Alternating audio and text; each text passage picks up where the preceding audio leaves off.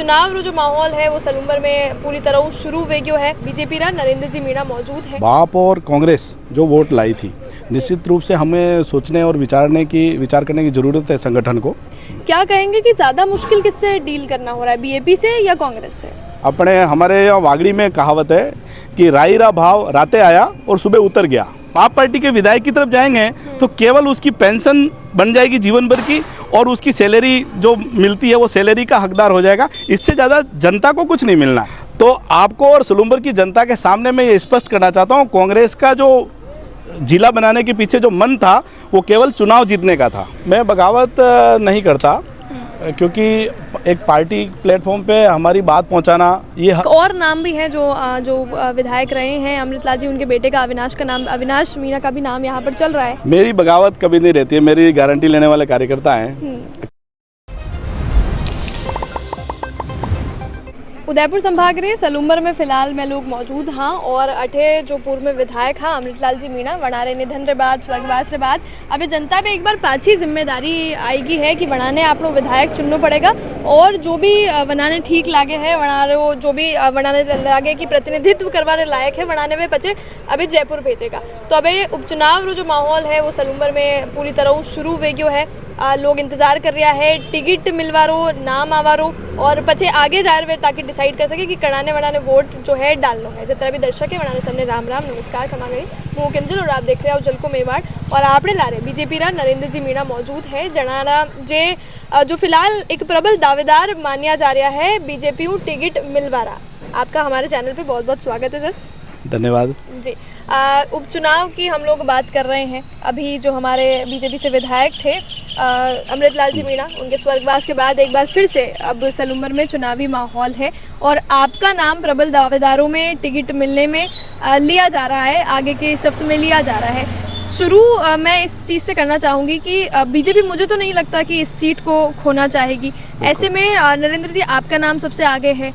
सलूंबर की जो चुनावी जो स्थिति है, जो अभी की स्थिति है, ग्राउंड रिपोर्ट है, उसको किस तरह से आप देखते हैं?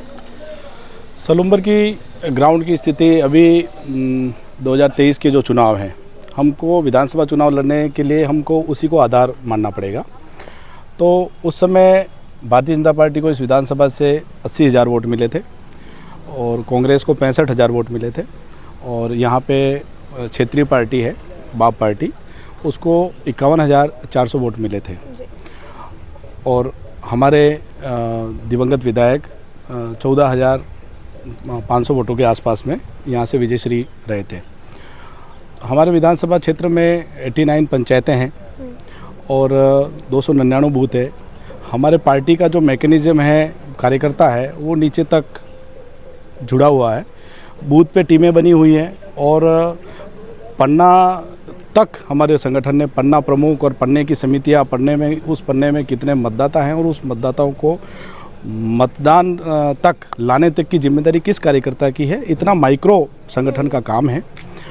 और इस तरह से हमारे संगठन की स्थिति यहाँ बहुत अच्छी है। और अभी जो आगामी उपचुनाव होने वाले हैं उसमें हमको यह देखना पड़ेगा कि जो बाप और कांग्रेस जो वोट लाई थी, निश्चित रूप से हमें सोचने और विचार करने की ज़रूरत है संगठन को। हमारे यहाँ पे किसी भी राजनीतिक दल में किसी भी क्षेत्र के लिए कुछ न कुछ प्रत्याशी को लेकर भी एक क्षेत्र रहता है, लोकलवाद है, क्षेत्रवाद है, ऐसा है ना। तो मैं इस विधानसभा का स्थानीय रहने वाला हूँ। अमृतलाल जी मीणा साहब जो हमारे विधायक रहे, उनका जो क्षेत्र है, उनका गांव है, उनके गांव के आसपास के पूरा एरिया खेरवाड़ा विधानसभा का हिस्सा है। उनके गांव के और उनके घर के वोट भी उनको खेरवाड़ा में डालने पड़ते हैं, क्योंकि विधायक वो हमारे यहाँ से थे। तो उस वजह से उनके आसपास के क्षेत्र का एक लोकल कैंडिडेट होने के नाते से जो एक अपना कैंडिडेट है, ये भाव जो बनता है, उसका लाभ हमारे यहाँ पे सलूंबर को नहीं मिल पाता था। हमारे यहाँ का कैंडिडेट अगर होगा, क्योंकि मैं अपनी बात करूँगा तो मैं इस विधानसभा का स्थानीय रहने वाला हूँ। मेरे गांव के आसपास में अगर मुझे टिकट मिलता है तो 10-12 पंचायतों में एक ऐसा वातावरण रहेगा कि अपना आदमी है, अपना भाई है, हमारा बेटा है, हमारा बच्चा है।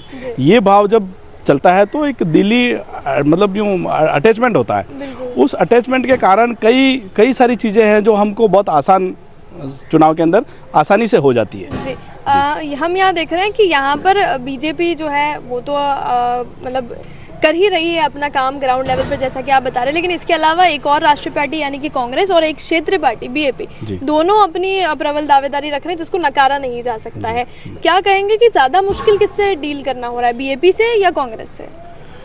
कांग्रेस राष्ट्रीय दल है और कांग्रेस अभी विधानसभा लोकसभा चुनाव जो हुए थे उसमें डूंगरपुर बांसवाड़ा लोकसभा सीट पे जो हमें देखने को मिला, कांग्रेस और बाप पार्टी ने गठबंधन किया था।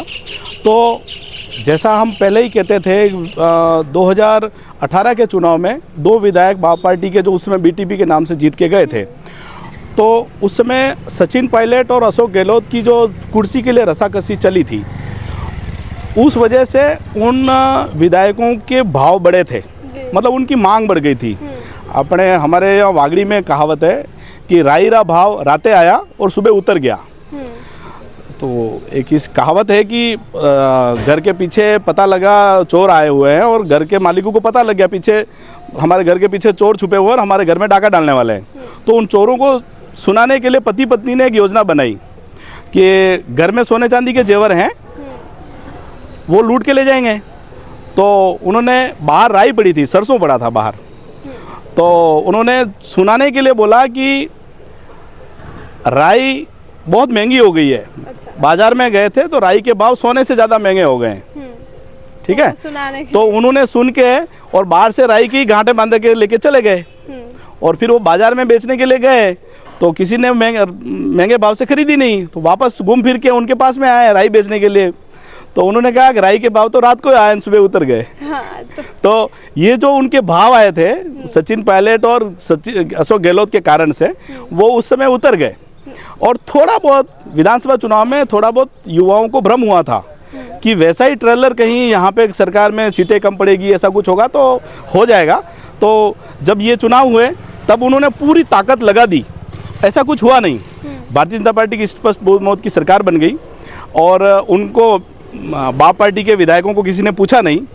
तो परिणाम स्वरूप ये हुआ कि लोकसभा चुनाव जो हुए उसके बाद में जो लोकसभा चुनाव हुए थे, विधानसभा में वो 51,400 वोट ले गए और लोकसभा में 30,000 से नीचे आ गए।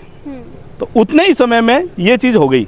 और आज की तारीख में तो जो वोट पड़ रहा है वो केवल विधायक चुनने का है, सरकार चुनने का नहीं है।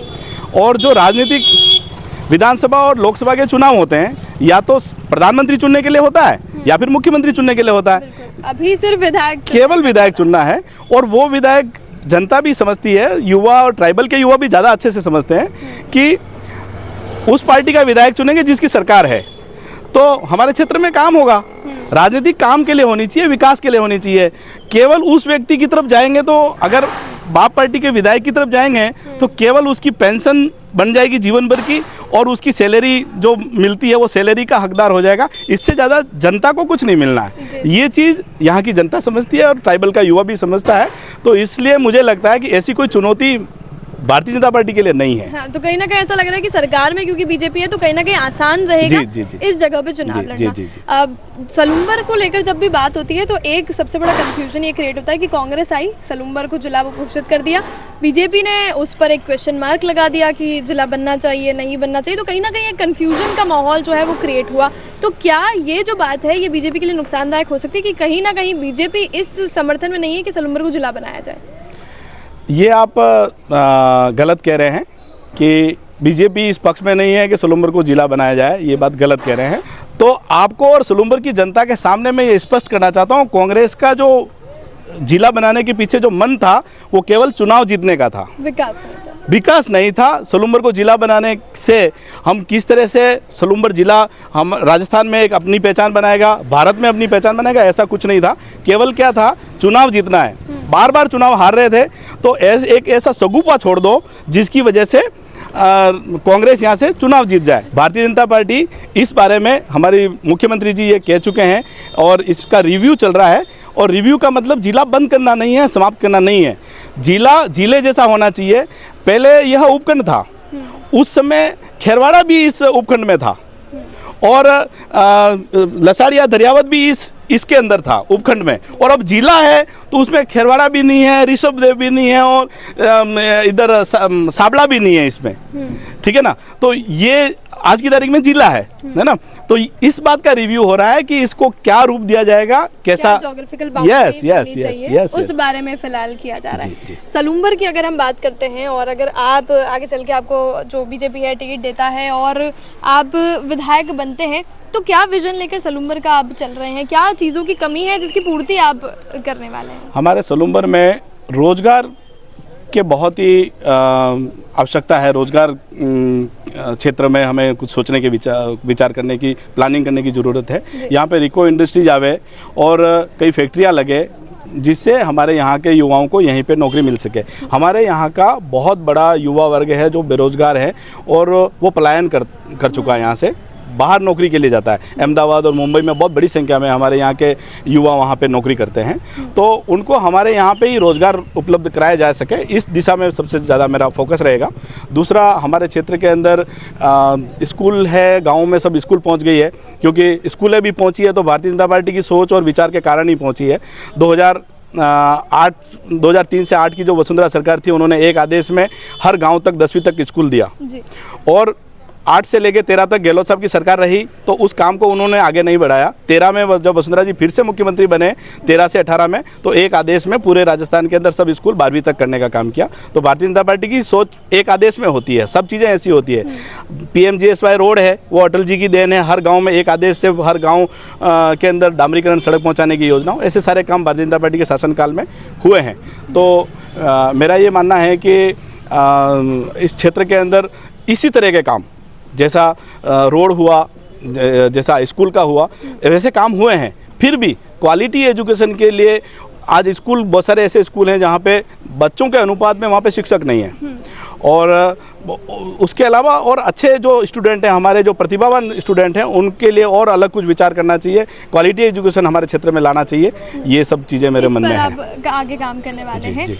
एक और चीज़ हम आपसे पूछना चाहेंगे कि आप राजनीति में आपका एक अपनी अलग जर्नी रही है। वार्ड पंच से लेकर विधायक तक सबके चुनाव आपने लड़े हैं। एक बार विधायक के कैंडिडेट भी आप रह चुके हैं, लेकिन कांग्रेस से आपने हार का सामना भी किया था। इसके अलावा कई बार ऐसा भी हुआ है कि पहली सफ्त में और पहली लाइन में आपका नाम चल रहा है कि आपको बीजेपी की तरफ से टिकट मिलेगा, लेकिन कई बार ऐसा हुआ है कि टिकट भी कटा है, लेकिन फिर भी आपकी तरफ से कभी बगावत नहीं देखी गई है।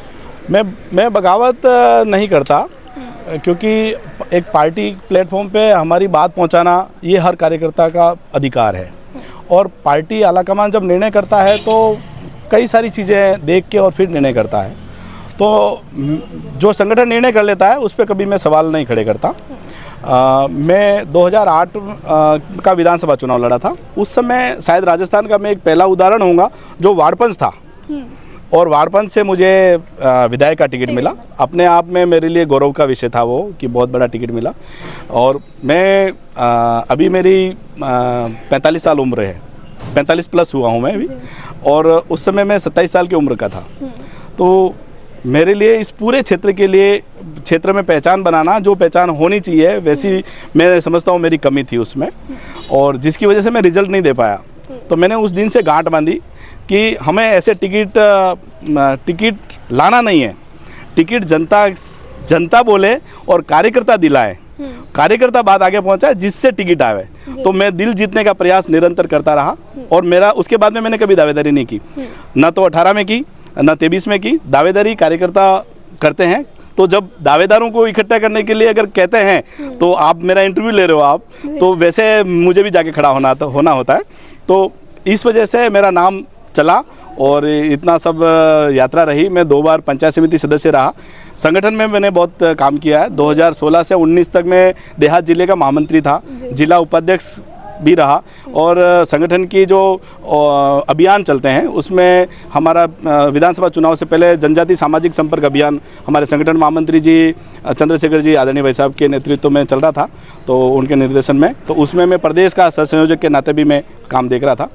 तो निरंतर संगठन जो भी काम देता है उसको पूरा करने का प्रयास करता और हूँ। जैसा कि आपने बताया कि आप कभी भी पार्टी की तरफ से आए हुआ, संगठन से आए हुए किसी भी विचार पे सवालिया निशान नहीं खड़ा करते हाँ, हैं। नहीं करता। अभी देखिए, हाँ, देखा जा रहा है कि इस तरह का माहौल है और इस तरह की हवा भी है कि आपको टिकट दे दिया जाएगा, लेकिन एक और नाम भी है जो विधायक रहे हैं अमृतलाल जी, उनके बेटे का अविनाश मीणा का भी नाम यहाँ पर चल रहा है। तो अगर एक बार फिर से इस तरह की स्थिति बनती है तो क्या अब भी जो नरेंद्र जी हैं वो बगावती दौर नहीं, अपना बगावती रूप अपना नहीं दिखाने वाले हैं?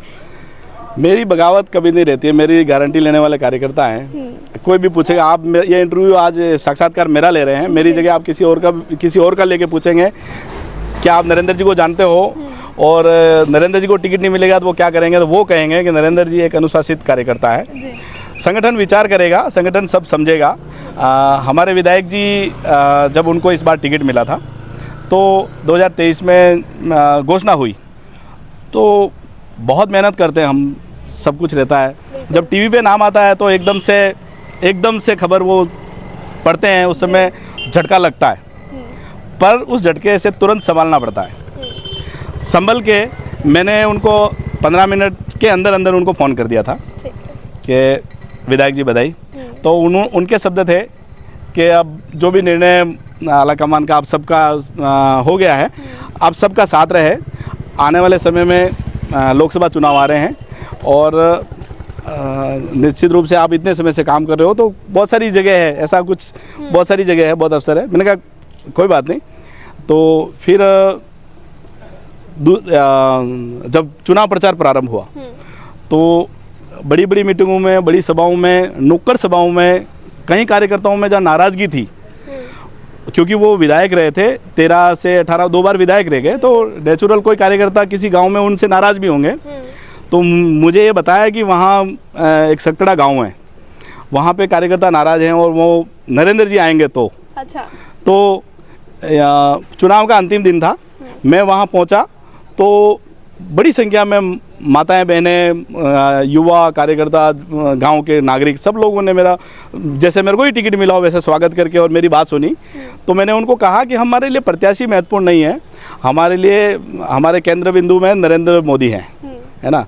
कैंडिडेट हमारे लिए मायने नहीं रखता, मोदी हमारा केंद्र बिंदु है। तो कहीं ना कहीं आपकी समझाइश और आपकी समर्थन से जो है वहाँ के वोट आप बीजेपी की तरफ ला पाए। जिस दिन अमृत जी का नामांकन हुआ था, उस नामांकन के दिन जब नामांकन रैली हुई थी तो रथ के ऊपर 2 ही व्यक्ति खड़े थे जनता का, तो विधायक जी थे और दूसरा में।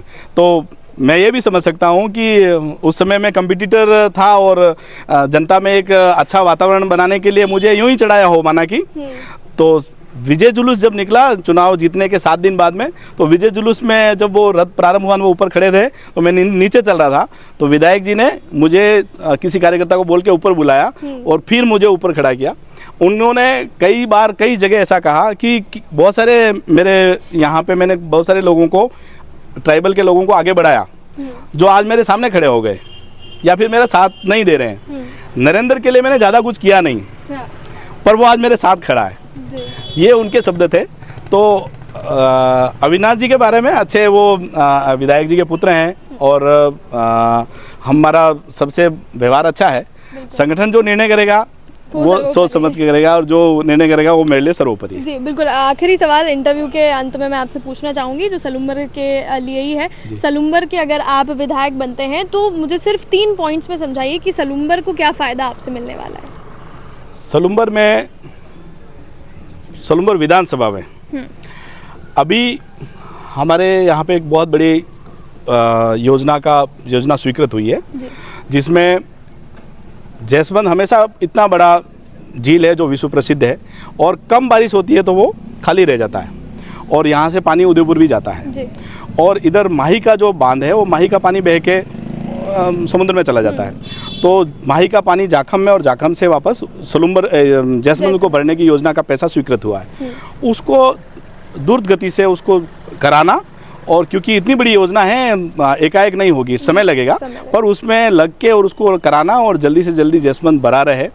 और हमारे जैसमंद इतना बड़ा हमारे पास में ऐसी धरोहर है, फिर हाड़ा रानी जो हमारी धरोहर है, दूसरा महाराणा प्रताप का जो समाधि स्थल चावंड है, ऐसे सारे एरियो को टूरिस्ट की दृष्टि से बहुत अच्छा डेवलपमेंट करना, जिसकी वजह से हमारे देश विदेश से आने वाला टूरिस्ट सलूम्बर की तरफ रुख करें। जी, तो कहीं ना कहीं ऐसी इकोनॉमी भी जो है ऐसी प्राथमिकता रहेगी। दूसरा, रोजगार के लिए मेरा प्राथमिकता रहेगी कि स्थानीय इस विधानसभा क्षेत्र के अंदर रोजगार के क्षेत्र को डेवलपमेंट किया जाए, और शिक्षा की दृष्टि से उसका क्वालिटी एजुकेशन लाना, ये मेरे 3 काम प्रमुखता से रहेंगे। ठीक है सर, बहुत बहुत धन्यवाद आपका हमारे साथ आपकी जितनी भी बातें वो सब साझा करने के लिए।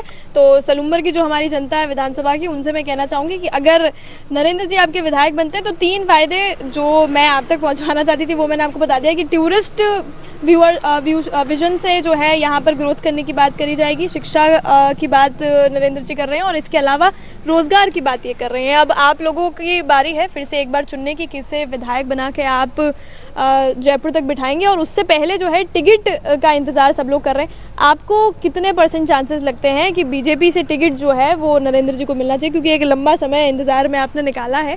कमेंट सेक्शन में अपनी जो भी आपकी खुली राय है, जो भी विचार हैं वो आप रख सकते हैं। चैनल को सब्सक्राइब करना ना भूलिएगा, ताकि हर तरह की खबरें, उपचुनाव की खबरें आप तक हम ज़रूर पहुँचाते रहें। हमारे साथ नरेंद्र जी थे, आपका बहुत बहुत स्वागत। धन्यवाद केंजल जी। जी, जलको के साथ मैं हूँ किंजल और कैमरा पर्सन सानिया।